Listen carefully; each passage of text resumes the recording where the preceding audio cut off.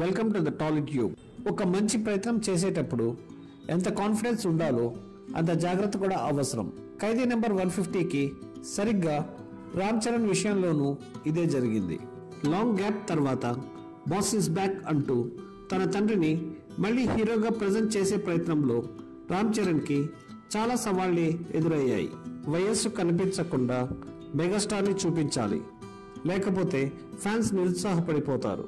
పైగా తన ప్రొడక్షన్లో వస్తున్న మొట్టమొదటి సినిమా కావడంతో చరణ్ కొంచెం ఎక్కువ శ్రద్ధనే తీసుకోవాల్సి వచ్చింది.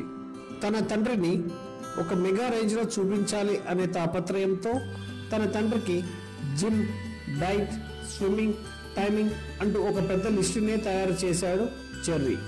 మెగాస్టార్ కూడా తన పిల్లలు చెప్పిన టైం టేబుల్ని ఫాలో అవుతూ సంవత్సరం కాలం పాటు మొదటి సినిమాకి కష్టపడిన దానికంటే ఎక్కువ కష్టపడి తన బాడీని 150వ సినిమాకి తయారు చేసుకున్నారు. అయితే ఒక కొడుకుగా చిరుని హీరోగా చూపించటం ఒకటే కాదు, తన ఆరోగ్యం కూడా అనునిత్యం గమనిస్తూ ఉండాలి అని గుర్తు చేసిన మరో వ్యక్తి ఎవరో కాదు, పవర్ స్టార్ పవన్ కళ్యాణ్.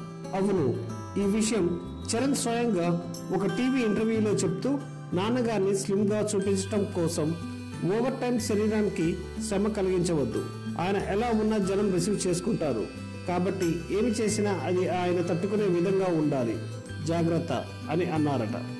కళ్యాణ్ బాబాయ్ అలా అనేసరికి నాకు కొంచెం భయం కలిగింది.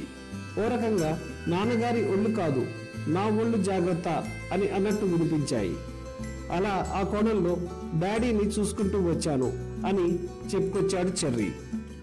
మరి దీనినే అనవచ్చు, అన్నయ్య అంటే అభిమానం ఉన్న తమ్ముడు అబ్బాయికి ఇచ్చిన స్వీట్ వార్నింగ్ అని. మీకు గనక ఈ వీడియో నచ్చినట్లయితే లైక్ చేయండి, కామెంట్ చేయండి, షేర్ చేయండి. మరిన్ని వీడియోల కోసం సబ్స్క్రైబ్ చేసుకోండి.